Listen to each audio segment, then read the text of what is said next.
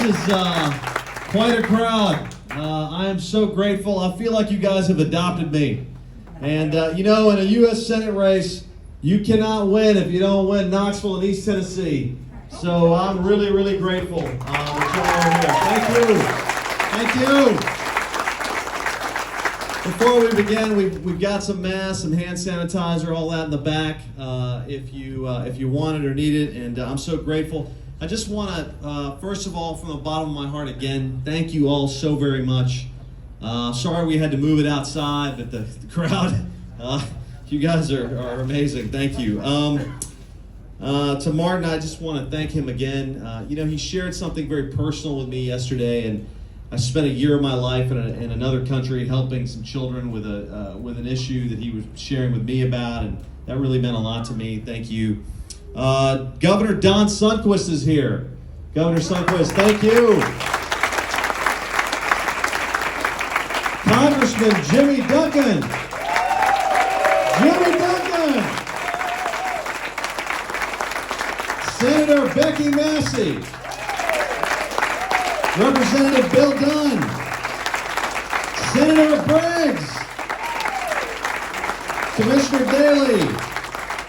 My buddy, the GOP chairman, Randy Pace, where is he? Thank you. Commissioner Anders, thank you. Representative Zachary, thank you so much. There he is. Thank you so much for being here. Commissioner Carringer, Commissioner Testerman, thank y'all both for being here. I am so very grateful. You know, folks, I deeply love this country, and I so deeply love Tennessee, and I just want to share with y'all for a few minutes why I've embarked on this very crazy journey to run for the United States Senate. Now that all begins with my parents. Our journeys began with our parents, like so many of us. Now my mom and dad grew up in India in the 1940s. And I don't know if you've seen that movie, Slumdog Millionaire, before, but the level of poverty in that movie, it exists, it's real, it's true. When my mom and dad were little children, their homes were burned to the ground by Muslim radicals. And they lost everything they had. But by the grace of God, by the grace of the good Lord, they both pulled themselves up by their own bootstraps to become doctors. Now my mother, she would nanny part-time. And part-time would go to these villages in India without electricity, without running water to see patients. My father would sleep in the back of this beat-up Volkswagen in the 120-degree New Delhi nights and see patients during the day. So they both get through medical school, and they're looking at their brothers and their sisters, their nieces and their nephews, and they're trying to understand what kind of a future would India be for their unborn kids. And they realized that they wouldn't have much of a future there, that we wouldn't. But they had heard of this far-off promise of something in a distant land, something called the American dream, and that they wanted it so very badly for their children. And so they did what so many did back then. They went to the U.S. Embassy, they stood in line and waited their turn, and by the grace of God in the 1970s, they came to this country legally with an L. So they landed in Cleveland, Ohio in the 1970s, and that's where I was born. And they retrained as doctors in the American system. And then when I was 4 years old, the journey truly began. We got on this semi-truck, and I still remember it. We rolled on down to Coffee County, Hillsborough, Tennessee. Now, have y'all heard of Coffee County? So that's where I'm from. Now, Coffee County, Hillsborough is a farming town. And people didn't have a lot, especially in the early 80s, but people had each other. And they invested in me and my older brother. And you would have never known the hard times that some of these folks faced. Now, my parents, they were really the only two doctors in Hillsborough, among the only two doctors in the county. Now my mama, she was an OBGYN.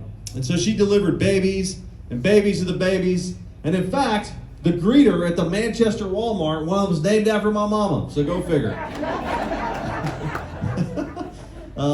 My dad was a primary care doctor. And he was the best doctor I have ever seen. Old country doctor. He was kind of the heart doctor and the stomach doctor and the psychiatrist, and occasionally the marriage counselor. He did everything. And in our town, we only had 2 ambulances, if you can believe this or not. But my family, we had this old Delta 88 Oldsmobile Stretch. Y'all remember that blue Delta 88? That was our car. and the Sethi ambulance. And so we would go on the back roads of Tennessee to see patients. I tell everybody, I'm like, this is really where I went to med school. And I remember this one night very vividly. We went to pick up this farmer in Grundy County. Now this guy, he's having chest pain, shortness of breath. He's having a heart attack. I was 10 years old. I'm sitting in the back of this car. I'm watching the whole thing go down. We're driving 100 miles an hour to the hospital. And my dad runs him inside, and then he walks out. And this is the part I remember. And he's comforting the family, and that's something I've learned as a trauma surgeon to do. But I remember this one moment where a family member reached into their pocket, not once, not twice, but 3 times, and tried to hand my father some money. But he wouldn't take it. He just waved it off every time.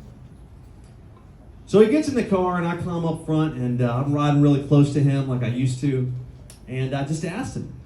I said, well, Dad, why didn't you take this family's money? And what he said next is so important to me because it's driven the course of my life and who I am.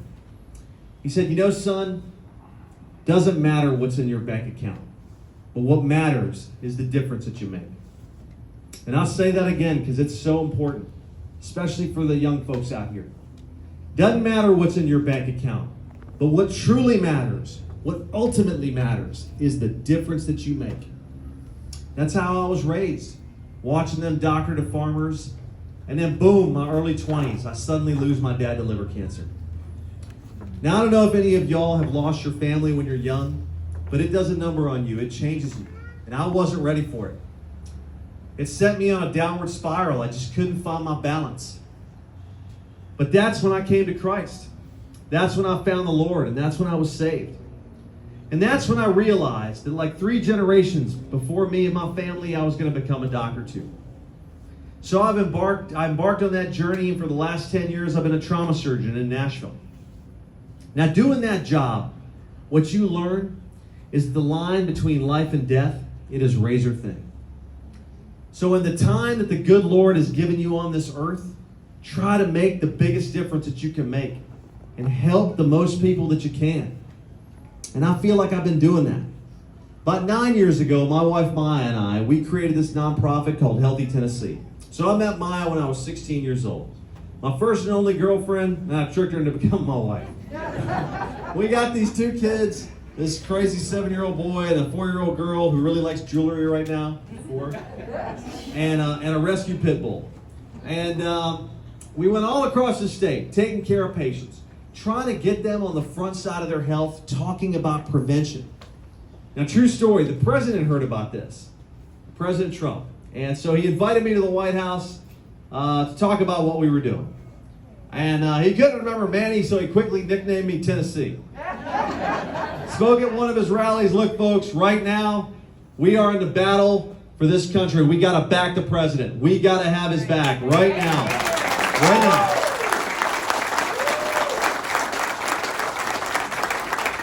And I felt like I was making a difference there. But now with this open U.S. Senate seat, I very deeply in my heart feel it is a generational opportunity to make a difference. Generational opportunity to make a difference, but a different kind of difference. Now look, America is the single greatest country in the history of this planet. Don't let anybody anywhere ever tell you any different. My story, my family's story is a testament to that. But we face some challenges. Some very, very serious challenges. I want to talk to you about a few of them. The first one is this mob that's burning and rioting and looting in the streets. And if any of us say anything, they call you a racist. And for years, the Washington establishment Republicans, these weak-kneed folks, they won't stand up to them. But we have to. If I'm your senator, I will.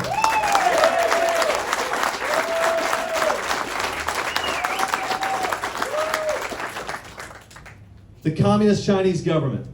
You know, I was on the front lines of this COVID crisis. I was in the ICUs. I was in the trauma bays. And the thing I learned from this is that, folks, you know, our gowns, our gloves, our masks, 20 of our medications, vital antibiotics, they are made by our communist Chinese enemy. For 30 years, the Washington Republican establishment, they have told us these people are our friends. They are not. This is a national security issue. We have to have a second industrial revolution in America. Those jobs got to come back. Obamacare. Are you sick and tired of Obamacare? Yeah. For 10 years now, these Republicans in Washington, they have said, give us the House and we will repeal and replace Obamacare. Did they do it? No. They said, okay, give us the Senate and we will repeal and replace Obamacare. Did they do it? No. It is the single greatest broken political promise in the history of this country. And they failed us. And why? Because they didn't have a plan. Didn't have a plan. And that's something I've got. A free market-based plan which focuses on three very simple things. Pricing transparency. You got to know what you pay for. Nobody knows in healthcare. An individual insurance market without that hand of government repeatedly reaching in. We need more insurance options for employees, for small businesses, for individuals. I believe that health insurance should be tax deductible for individuals and small businesses. Amen. I believe we should be able to compete across state lines. We do that, insurance will get cheaper, it will get better. But finally, here's the thing. And look, as you've noticed from our campaign, our commercials, I will always speak the truth. I will always tell you the truth. In our country right now, the problem is in healthcare is that we're paying to treat disease.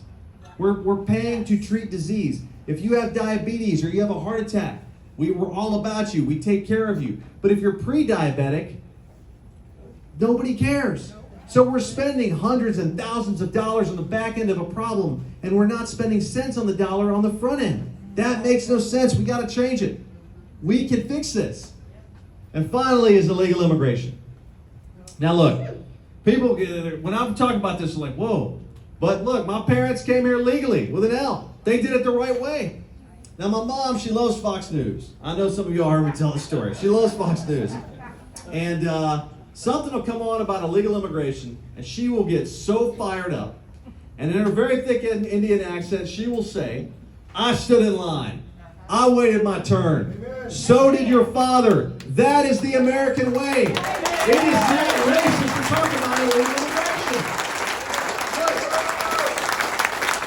For 30 years now, for decades, the Washington Republican establishment, they talk a big game, but they do nothing because they're afraid of the mob. They're afraid of these socialists. Look, I take this very personally.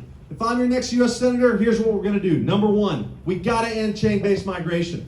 It makes no sense. We're bringing immigrants over here, low-skilled immigrants. They can't survive and thrive. We need a merit-based system, a system where people come over here that can make meaningful contribution to American society. Their kids live the American dream. We got to build the border wall. We got to. Look, last year alone, 1 million people were arrested trying to come over here. It's got to happen. All this fentanyl, this heroin, this meth, it's landing here in East Tennessee. It's coming across that wall. And finally, and I'll just say it, we need to end birthright citizenship for illegal immigrants. It's got to happen. It's got to change. You know, my life, the things I've done have been driven by my faith in Jesus Christ. Whether that was a doctor, whether that's creating a nonprofit. You know, Matthew 9 teaches us the harvest is plenty, but the workers are few. Harvest is plenty, but the workers are few. In my whole life, I have tried to be a worker. I have tried to make a difference. And that's why I'm running for the U.S. Senate, to make a different kind of difference. Now, folks, in the next, early voting starts Friday, 2 days from now. And you have a choice to make. You have a very clear choice to make about who you want to represent you in the United States Senate. Now look, on the one hand, you've got someone who's handpicked by the Tennessee Republican establishment, by the Washington establishment, a Washington insider. And on the other hand, you got a guy like me, someone who comes from outside of government, someone who's given his life to service of the people of the state. 40 years ago, Knox County, in a room just like this with people just like you, 3 hours down the road, 4 hours down the road, you gave these two immigrants from India a chance. You opened your doors to them. You didn't have to do that. Just think about that for a minute, but you did. And look what happened next. I became a doctor. My brother became a doctor. I am running for the United States Senate. That is the American story. That is the power of this country. And 40 years later, this kid, like those two immigrants who grew up in rural Tennessee, who's never run for anything, not even student council. I'm here today and I'm asking all of you, every one of you, to take a chance on me, to help me, to vote for me, to support me. Let's take on the establishment together. Let's go to Washington and finally solve some of these issues of our time. Let's take on the mob. Let's take on the communist Chinese government. Let's end illegal immigration. Let's repeal and replace Obamacare. I need your help. Thank you so much.